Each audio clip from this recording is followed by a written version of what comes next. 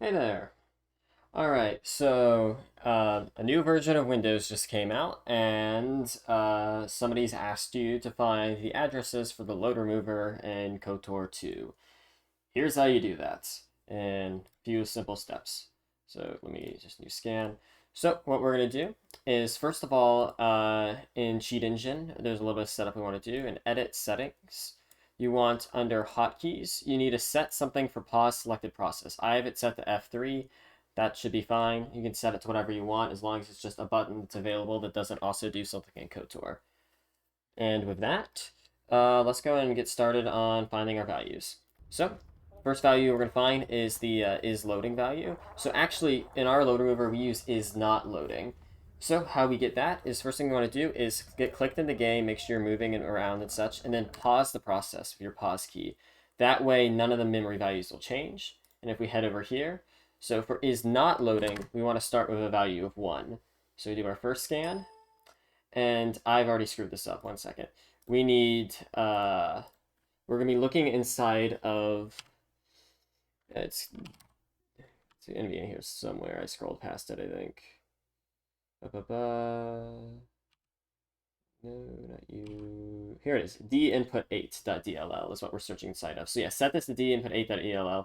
Pause the process while it's not loading and do first scan. So we get all these numbers here. Now what we're going to do is you hover over here, unpause the process, and you click back in it. Now we're going to go ahead and quick save and then immediately pause the process like this.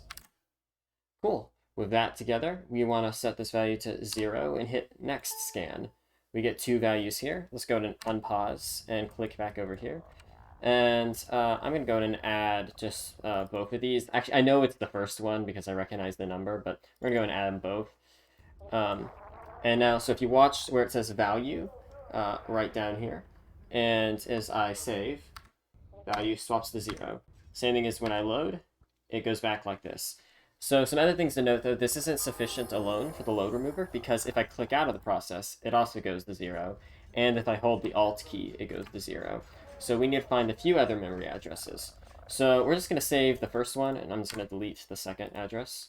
And we're going to do a new scan. So the next thing we're going to find is active window. This one we want to be searching inside of swkotor2.exe. So what we're going to do is we're just going to click outside of the window.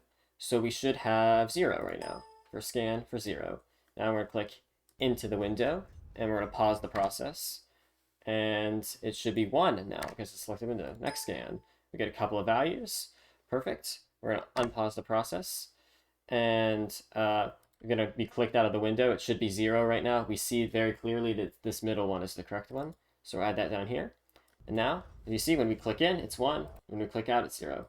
1, 0. And if we hold Alt, you'll see it's the only one that's changing. So there we go. That's going to be our is selected window. And the last one we need to find is our modifier keys, the Alt key. That one is also pretty easy to find. We'll do new scan, and I'm pretty sure it is in, I forgot which tool I need to check for this. It's going to be in MSC, it's Microsoft control keys. So that's going to be MS, I wish this was alphabetical. It would make it so much easier. It's going to be MSCR something. I mean, the other way to find it is just by searching. Here it is. MSCTF is one we want to look for. So we're searching msctf.dll, and we're going to start out. Currently, we are not pressing any modifier keys, so I'm going to pause the game, and it should be 0. Let's go first scan. We've done 2,000 zeros. Now we're going to unpause the game, and we are going to hit the left Alt key. And while we're holding it down, we are going to pause the process. Now, it should be 65, and you can just scroll to find it if you like. I think I saw it right there. Yep, 65.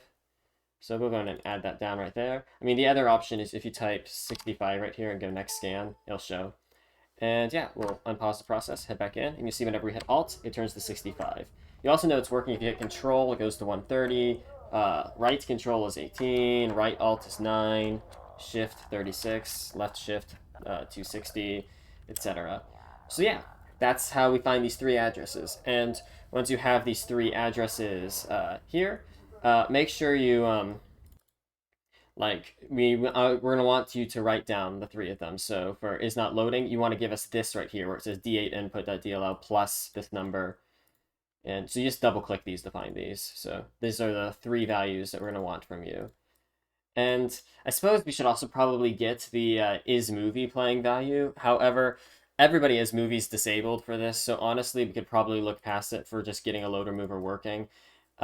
If we really decide that we need that, we can make another video. But anyway, that's the basics of getting the loader mover working. This will not get the auto splitter working.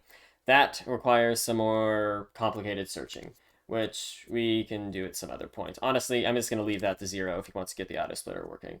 But yeah, that's how you get the addresses we need. So just get me those 3 addresses and write out these, like just send them to me in chat, and we can try and get you a working auto splitter.